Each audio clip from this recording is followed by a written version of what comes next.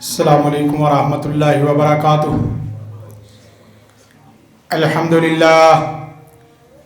للہ نحمدہ ونستعینہ ونستغفرہ ونؤمن بہ ونتوکل علیہ ونعوذ باللہ من شرور انفسنا ومن سیئات اعمالنا من یہدہ اللہ فلا مضل لہ ومن یضلل فلا ہادی لہ واشهد ان لا اله الا الله وحده لا شريك له واشهد ان محمدا عبده ورسوله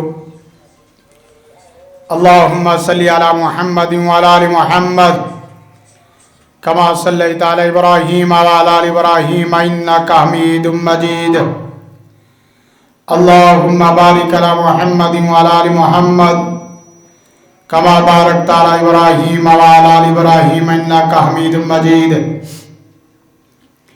أما بعد فإن خير الحديث كتاب الله وخير الهدي هدي محمد صلى الله عليه وسلم وشر الأمور محدثاتها وكل محدثة بدعة وكل بدعة ضلالة وكل ضلالة في النار۔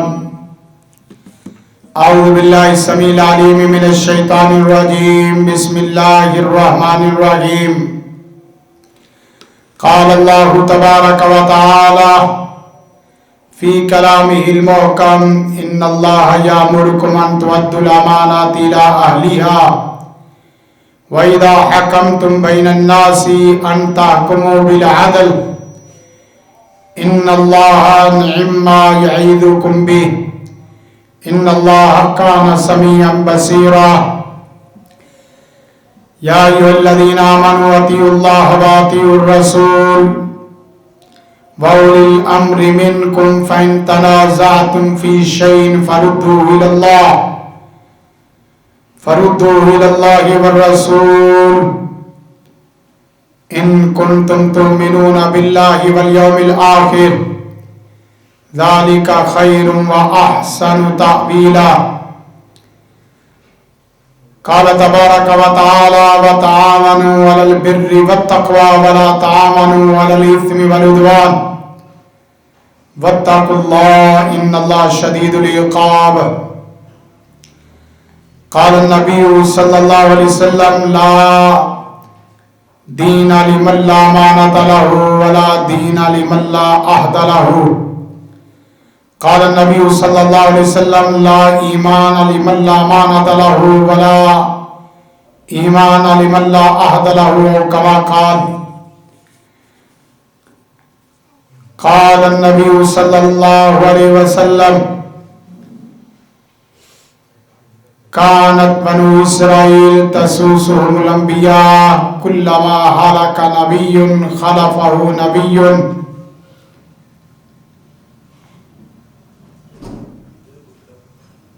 قال تبارک و تعالی یا ایھا الذین آمنوا لا تخونوا اللہ والرسول وتخونوا اماناتکم وانتم تعلمون۔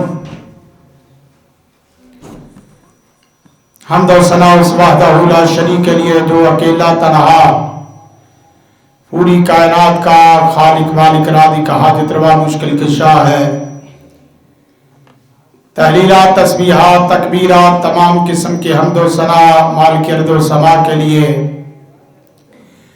درود و سلام قائد و جہاں رحمت للعالمین سید الاولین والآخرین جناب نبی کریم محمد عربی صلی اللہ علیہ وسلم کی ذات بابرکت ذات بالا کے لیے لا تعداد بے حد و حساب رحمتوں کا نزول ہو۔ صحابہ کرام ائمہ کرام محدثین اعظام اولیاء کرام دیگر تمام مسلمان مردوں اور عورتوں پر کہ جن کی محنتوں کے بعد دین اسلام دین توحید دین حق کا ہم تک صحیح معنوں میں پہنچا ہے۔ سامعین محترم، خواتین و حضرات،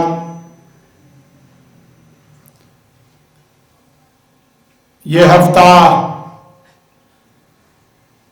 سیاسی اعتبار سے مذہبی اعتبار سے ملکی سیاست اس کے انتخاب کا ہفتہ گنا گردانا جا رہا ہے، تو اس اعتبار سے آج کی گفتگو کا موضوع ریاستی اور سیاسی زندگی کیسی ہونی چاہیے، ایک فرد اس کی ریاستی خاندان اس کی سیاسی زندگی کیسی ہونی چاہیے۔ قرآن و سنت کی روشنی میں آپ احباب کے سامنے چند ایک نکات پیش کرنے کی کوشش کریں گے۔ سب سے پہلے اسلامی ریاست اور اسلامی سیاست کا جو اسلامی دینی قرآنی حدیثی تصور ہے، اسے سمجھنے کی ضرورت ہے کہ ریاست اور سیاست قرآن و سنت کی روشنی میں کیا ہوتی ہے۔ فرد جب ادارے کی شکل میں آتا ہے تو اس سے خاندان جب اجتماعیت کی شکل اختیار کرتے ہیں تو اس سے معاشرے اور پھر معاشرے مل کر ایک ملک اور امت مل کر بنتے ہیں۔ تو اسلام کا جو سیاسی شرعی نظام اور تصور ہے وہ بڑا عام فہم اور سادہ سمپل آدمی کو بھی سمجھانے والا ہے کہ فرد کا انتظام و انصرام، گھر کا انتظام و انصرام، اداروں کا انتظام و انصرام، ملکوں کا انتظام و انصرام، وہ تعلق باللہ، محبت باللہ، خوف الہی، اللہ کی قربت محبت کی بنیاد پہ ہونا چاہیے۔ یہ بنیادی نقطہ پورے جمعے میں یاد رکھنے والا ہے۔ فرد کی بنیاد تعلق باللہ، گھر، خاندان اور اداروں کے انتظام انصرام کی تمام شکلیں اور تمام صورتیں تعلق باللہ کی بنیادوں پہ استوار ہونی چاہیے۔ قرآن مجید میں اللہ تعالیٰ نے فرمایا ان اللہ یامرکم ان تؤدوا الامانات الی اہلھا، اللہ تمہیں حکم دیتا ہے کہ امانتوں کو اس کی اصل جگہ، اصل اہل تک پہنچا دو۔ اہل سے مراد جو جس منصب کی صلاحیت اور قوت رکھتا ہے وہ اسی کا اہل ہوتا ہے۔ جو جس چیز کی صلاحیت نہیں رکھتا، اسلام اور دین دنیا کے اعتبار سے اس کو اس منصب پہ بٹھانا، یہ دنیا کا سب سے بڑا ظلم اور ستم ہے۔ فرمایا ان اللہ یامرکم ان تؤدوا الامانات الی اہلھا، منصب بھی بہت اہم ہے، منصب سے زیادہ اہم صاحب منصب ہے۔ ہم نعرے اور دعائیں سیدنا عمر فاروق رضی اللہ تعالیٰ عنہ ان کی حکومت اور ان کی خلافت کی بات کرتے ہیں، جب انتخاب کی باری آتی ہے تو ہمارے رویے خود اس بات کی دلیل ہے کہ ہم نعرہ لگانے والے ہیں، فکر اور عمل کے منافی چلنے والے ہیں۔ فرمایا وَإِذَا حَكَمْتُمْ بَيْنَ النَّاسِ أَن تَحْكُمُوا بِالْعَدْلِ، عدل کی حکومت ہونی چاہیے۔ اسلامی ریاست، اسلامی سیاست کا بنیادی پلر وہ نظام عدل ہے، نظام توحید، نظام عدل۔ جو ملک نظام توحید اور نظام عدل پر نہیں کھڑے، ان کا حال اگرچہ وہ اسلامی ممالک کی کیوں نہ ہو، ان کا آئین، قانون، دستور، ان کی قومیت، ان کا جھنڈا، ان کی قیود و شروط لفظوں میں کچھ اور ہو، حقیقت میں نظام عدل نہ ہو، تو وہ اسلامی ملک ہونے کے باوجود بھی ترقی نہیں کر سکتا۔ اور نظام توحید سے تھوڑا سا ہٹ کر نظام عدل کا مادی پہلو، نظام عدل کا شرعی پہلو، نظام عدل کا دنیاوی پہلو، اس کو اگر دیکھا جائے، اگر نظام عدل کے مادی اور دنیاوی پہلو کو کافر ممالک وہ اختیار کریں تو ان کے اس بظاہر عدل و انصاف کی وجہ سے اللہ ان کو مادے کی ترقی دے دیتا ہے۔ فرمایا اعدلوا ہوا اقرب للتقوی، عدل کرو، دنیا کا سب سے بڑا تقوی عدل ہے۔ عدل تقوی کے قریب تر کر دیتا ہے اور عدل ان تقوی کے معیار پہ لے جاتا ہے۔ اور ایک جگہ فرمایا کہ عدل کرو اگرچہ ولو علی انفسکم او الوالدین والاقربین، اگرچہ مسئلہ تمہاری ذات، تمہارے والدین، تمہارے قریبی رشتہ داروں کے خلاف ہی کیوں نہ ہو۔ اسلام حقیقت پسند دین ہے، تصوراتی، تخیلاتی، توہماتی دین نہیں ہے۔ اسلام جو کہتا ہے اس کا ہیرو کر کے دکھاتا ہے۔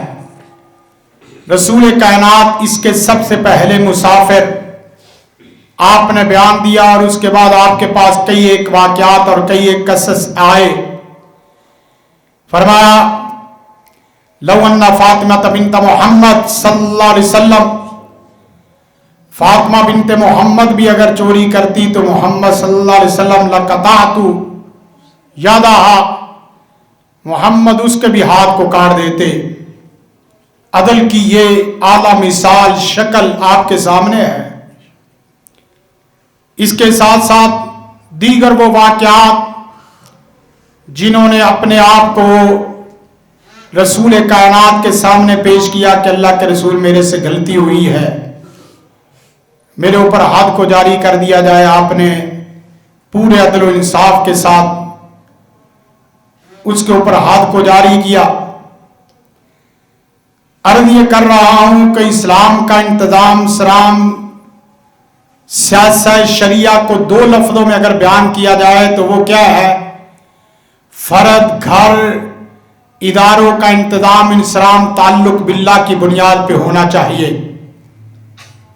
اور شیخ الاسلام ابن تیمیہ رحمہ اللہ رحمۃ واسعہ نے السیاسہ شریعہ میں 4 چیزوں کو بنیاد بنایا ہے۔ فرمایا کہ سیاست شریعہ میں سب سے بنیادی چیز نظام توحید اور نظام عدل ہے، اور اس کے بعد دوسری چیز نظام حدود، آرڈیننس، جزا و سزا ہے۔ ہمارے ہاں نظام عدل، نظام توحید بھی نہیں اور اسی طرح نظام حدود بھی نہیں ہے۔ چور کے ساتھ عزت والا معاملہ کیا جاتا ہے اور اس کے مقابلے میں صاحب عزت آدمی کے ساتھ کیا معاملات کیے جاتے ہیں۔ آپ اپنی ریاست سیاست کے تمام مقننہ قوت نافذہ کے اداروں کو دیکھ لیں تو یقین کریں کہ آپ بس اوقات دنیا کو جنت میں اپنے آپ کو دکھائی دیتے ہیں۔ سچ تو دنیا سے ایسے مٹ گیا جیسے اللہ کی پناہ کہ سچ زبانوں میں تلاش کرنے کے باوجود نظر نہیں آتا اور جھوٹ شمار سے باہر ہے۔ قرآن مجید میں دوسرے مقام پر فرمایا، باری تعالیٰ ارشاد فرماتے ہیں یا ایھا الذین آمنوا لا تخونوا اللہ والرسول وتخونوا اماناتکم، اللہ اور اس کے رسول کے ساتھ خیانت مت کرو اور اپنی امانتوں میں خیانت مت کرو، باوجود اس کے کہ تم جانتے بھی ہو۔ گویا کہ نظام امانت جو ہے، دیانت امانت کا لفظ ہم بولتے ہیں لیکن ہمارے ساتھ کوئی آدمی دیانت اور امانت کا پورا یقین کرنے کے لیے تیار نہیں ہے۔ قرآن نقد کرتا ہے یہودیوں پر، عیسائیوں پر، لیکن قرآن کا نقد جیسے ہم چھکے چھڑاتے ہیں کہ اپنے مد مقابل کو کلیتاً بالکل سرے سے ہی نکارا اور نکما بنا دیتے ہیں، لیکن قرآن کی تنقید کا مقصد اور قرآن کی تنقید کی شکل و صورت اس طرح کی نہیں ہے۔ وہ خیر کو خیر بتاتا ہے اور شر کو شر بتاتا ہے۔ فرمایا کہ اگر تم یہودیوں کے پاس امانت رکھو گے تو وہ امانت چاہے سونے چاندی درم و دینار کے پہاڑ اور خزانے کیوں نہ ہو، وہ اس کو واپس کر دیں گے۔ یہ بہت بڑا نقد بھی ہے اور بہت بڑا پیغام بھی ہے۔ تو عرض کر رہا ہوں، شیخ الاسلام ابن تیمیہ نے 4 چیزیں بیان کی سیاست شریعہ میں: نظام عدل، نظام حدود، جزا سزا کی پورا نظام، اور تیسری چیز ذمہ داریوں کی صحیح تقسیم، منصب اور عہدہ اس کی صحیح تقسیم، اور چوتھی چیز جہاد فی سبیل اللہ۔ جو ان کے درمیان میں رکاوٹ آئے گی ان کو اللہ کے اس حکم کے ساتھ ختم کیا جائے گا۔ اسلام کے پورے نظام سیاست کو اگر دیکھا جائے تو سیاست شریعہ کو 3 لفظوں میں بیان کیا جا سکتا ہے کہ اسلام کا سیاسی نظام امامت، امارت اور خلافت کی بنیاد پہ چلتا تھا۔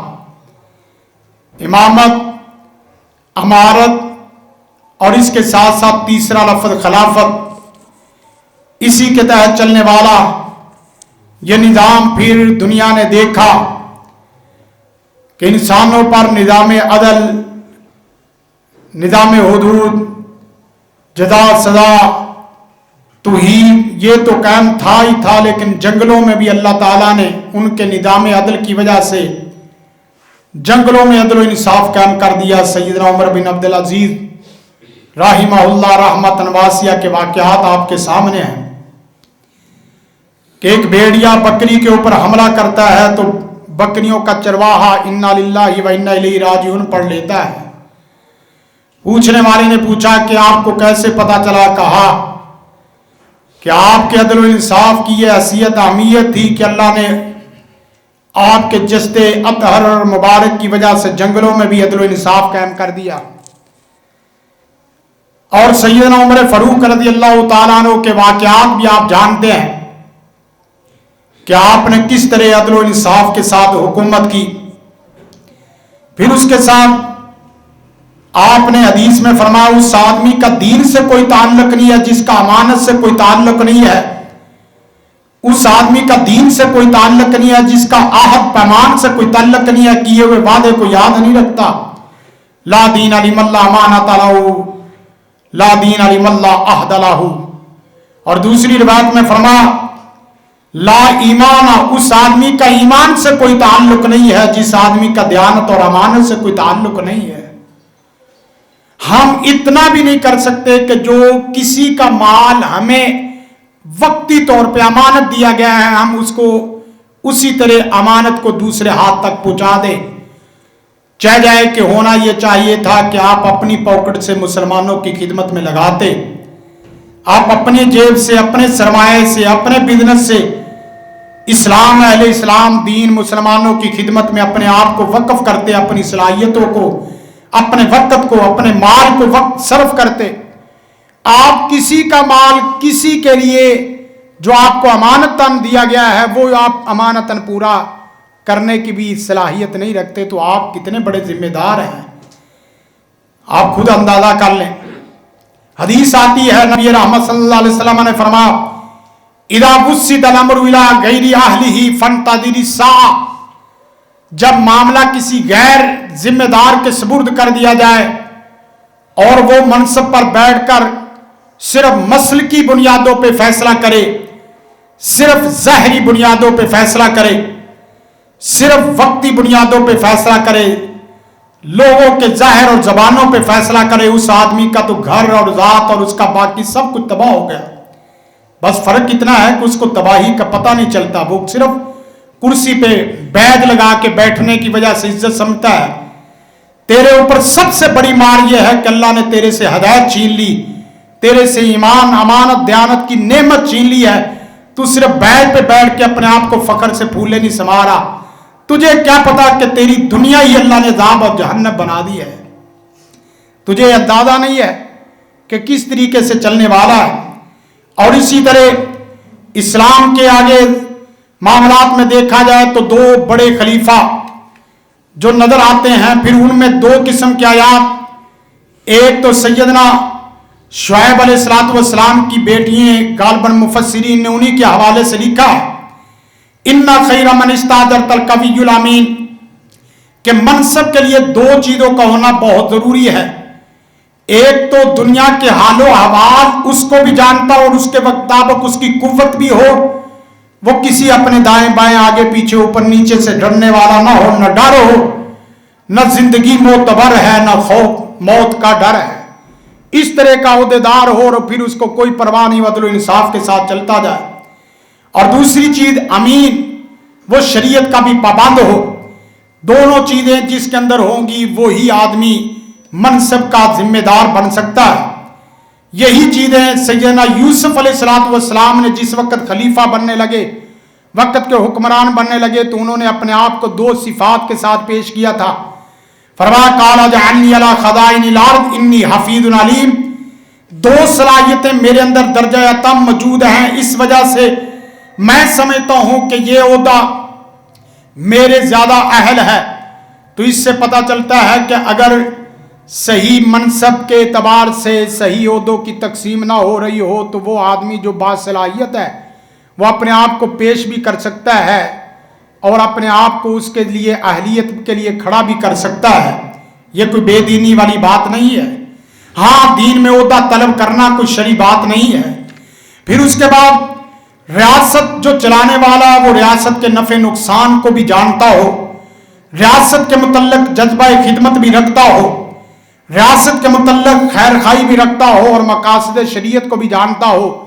सबसे पहले वो रियासत में सियासत में रहते हुए दीन का तहफ़्फ़ुज़ करने वाला हो और दीनदारों का तहफ़्फ़ुज़ करने वाला हो। फिर उसके बाद लोगों की जान है कि लोगों की जानों से खेलने वाला मेरी जान से खेलेगा। फिर तीसरे नंबर पर लोगों की इज्जतों के साथ जो खिलवाड़ किया जा रहा है, उस इज्जत के साथ खिलवाड़ करने वाले को साथ पूरी शरीयत और कानून और आइन के मुताबिक उसके मुताबिक सजा होनी चाहिए। कल ही की रिपोर्ट में मुझे जो एसपी साहब बता रहे थे, हमें कहने लगे कि 550 से ऊपर जो रेशो थी जो जराइम क्राइम की, लेकिन इस वक्त हुकूमत पाकिस्तान और पंजाब पुलिस ने खुसूसन तकरीबन 150 के एतबार से जराइम की रफ्तार वो नीचे आई है। तकरीबन 40% जराइम उन्होंने कहा कि कम हुए हैं। ये बड़ी अच्छी बात है, ये जराइम कम हो। एक आदमी सही मनसब पे बैठ जाए उस इलाके का, SHO की शक्ल में, DSP की शक्ल में, SP की शक्ल में, वो पूरा इलाका रहमत बन जाता है।